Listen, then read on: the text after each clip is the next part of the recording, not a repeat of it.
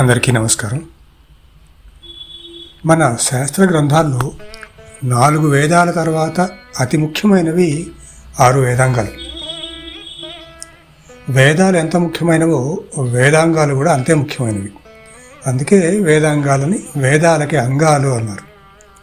ఈ రెండిట్లో ఒకటి లేకపోతే రెండో దాని వల్ల మనకి లాభం చేయకూడదు.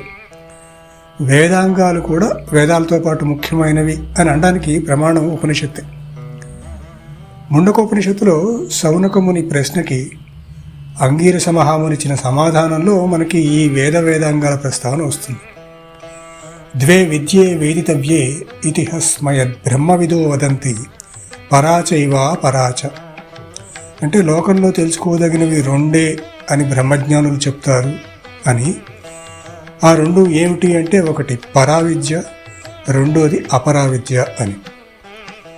ముందుగా పరావిద్య అంటే ఇది ఒక పై స్థాయి విద్య అని పెద్దలు అంటారు. పై స్థాయి విద్య అంటే బ్రహ్మజ్ఞానం ఇచ్చే విద్య. ఆ జ్ఞానం కలిగిన వారి లక్షణాలు కూడా ఎలా ఉంటాయో ఉపనిషత్తే చెప్తుంది. యత్ తద్ అద్రేశ్యం అగ్రాహ్యం అగోత్రం అవర్ణం అచక్షుశ్రోత్రం తదపాణి పాదం నిత్యం విభుం సర్వగతం సుసూక్ష్మం తదవ్యయం యద్భూతయోనిం పరిపశ్యంతి ధీరాః. ఈ మంత్రానికి అర్థం క్లుప్తంగా చెప్పుకోవాలంటే, సృష్టికే మూలమైనటువంటి అవ్యక్తమైనటువంటి పరబ్రహ్మ తత్వాన్ని బ్రహ్మజ్ఞానులు అంతటా చూడగలరు అని అర్థం. ఈ పరావిద్య గురించి మరికొంత తెలుసుకోవాలంటే అంతకంటే ముందు మనకి అపరావిద్యల్లోని విషయాలన్నీ అవగతం కావాలి. కాబట్టి అపరావిద్యలపై కొంత చర్చ మనం చేసుకున్న తర్వాత మరోసారి ఎప్పుడైనా సందర్భోచితంగా మనం పరావిద్య గురించి పరిశీలన చేద్దాం. ఇక అపరావిద్యలు అంటే ఏమిటి అని తెలుసుకునే ప్రయత్నం చేద్దాం. వీటిని క్రింది స్థాయి విద్యలు అన్నారు. వీటిని కింది స్థాయి విద్యలను ఎందుకన్నారు అంటే, వీటిలోని విషయాలని మనం ఇంద్రియాలతో గ్రహించవచ్చు, మన బుద్ధి కుశలత చేత అభ్యాసం చేత అర్థం చేసుకోవచ్చు, వాటిని అధ్యయనం కూడా చేయవచ్చు. కాబట్టి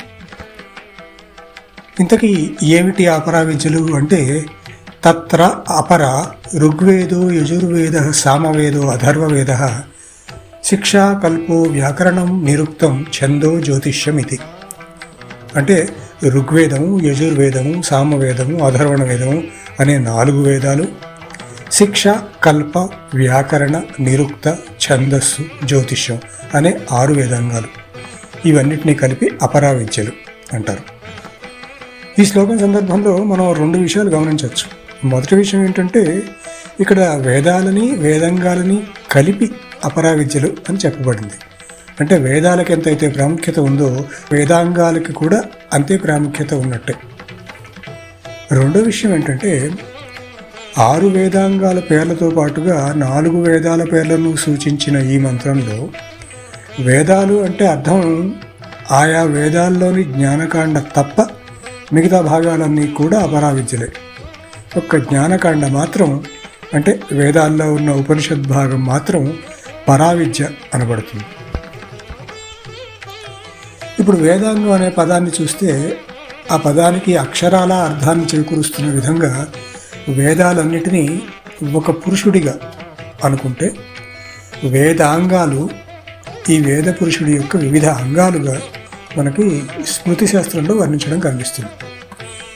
ఛందః పాదౌ తు వేదస్య హస్తౌ కల్పోధ పఠ్యతే జ్యోతిషామయనం చక్షు నిరుక్తం శ్రోత్రముచ్యతే శిక్షా ఘ్రాణం తు వేదస్య ముఖం వ్యాకరణం స్మృతం తస్మాత్ సాంగం అధీత్యైవ బ్రహ్మలోకే మహీయతే.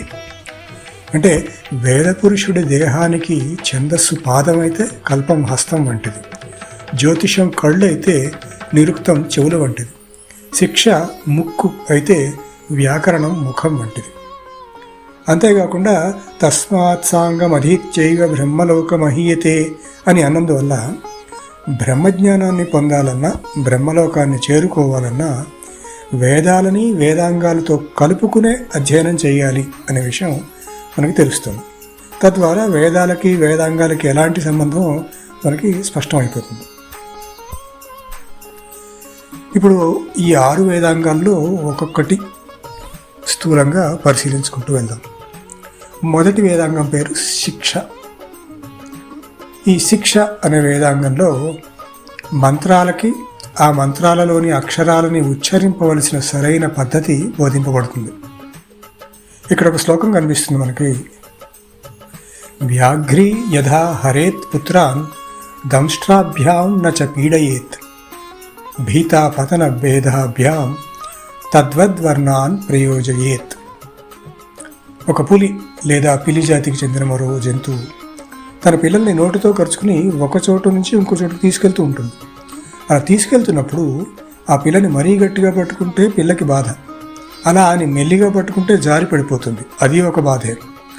అందుకే ఎంత గట్టిగా పట్టుకుంటే పిల్లకి ఏ బాధ ఏ హాని కూడా కలగకుండా ఉంటుందో అంతే గట్టిగా పట్టుకుంటుంది.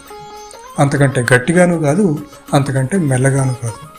అలాగే మనం ఉచ్చరించే మంత్రాలను కూడా ఏ మంత్రంలోని ఏ అక్షరాన్ని ఏ స్వరంలో ఎంత ఒత్తు ఇచ్చి పలకాలో అంతే ఉపయోగించి పలకాలన్నమాట. ఇది నేర్పించేదే శిక్ష అనే ఈ వేదాంగం. బహుశా ఈనాటికి కూడా ఒక భాషలోని అక్షరాలని పదాలని నోటి ద్వారా ఏ విధంగా ఉచ్చరించాలో చెప్పే ఏకైక సంపూర్ణ ఉచ్చారణ శాస్త్రం ఇదే అయి ఉండవచ్చు. కొన్ని వేల సంవత్సరాల క్రితమే ఇంతటి సశాస్త్రీయమైన విద్యల్ని రూపకల్పన చేసిన సంస్కృతి మనది. మళ్ళీ మన వేదాంగం విషయంలోకి వస్తే, ఈ శిక్షా వేదాంగంలో ప్రతి వేద సంహితకి, అంటే వేదంలో ఉన్న ప్రతి సంహితకి ఆ సంహితలోని వేద మంత్రాలని ఎలా ఉచ్చరించాలో తెలిపే విభాగాలు ఉంటాయి. ఈ విభాగాలని ప్రాతిశాఖ్యలు అంటారు. ఋగ్వేదంలో ఉండే సంహితకైతే ఋగ్వేద ప్రాతిశాఖ్య, అలాగే శుక్ల యజుర్వేదంలో ఉండే సంహితాలకి శుక్ల యజుర్వేద ప్రాతిశాఖ్య, అలాగే తైత్తిరీయ ప్రాతిశాఖ్య, ఇలా కొన్ని ఉదాహరణలు మనం చెప్పుకోవచ్చు.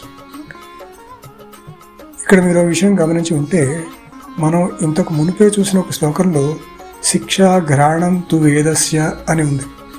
దాని అర్థం ఏంటంటే, ఈ శిక్ష అనే వేదాంగం వేద పురుషుడి యొక్క ముక్కు పని. ముక్కు పని ఏంటి? ఊపిరి తీస్తుంది. అందుచేత ఈ వేద పురుషుడికి లేదా వేదానికి ఊపిరినిచ్చేదే ఈ శిక్ష అనే వేదాంగం. ఇది ఈ శిక్ష అనే వేదాంగం గురించి క్లుప్తంగా కొన్ని విషయాలు. మిగతా 5 వేదాంగాల గురించి కూడా కొన్ని విషయాలతో తర్వాత వీడియోలో మీ ముందుకు వస్తాను. సెలవు. నమస్తే.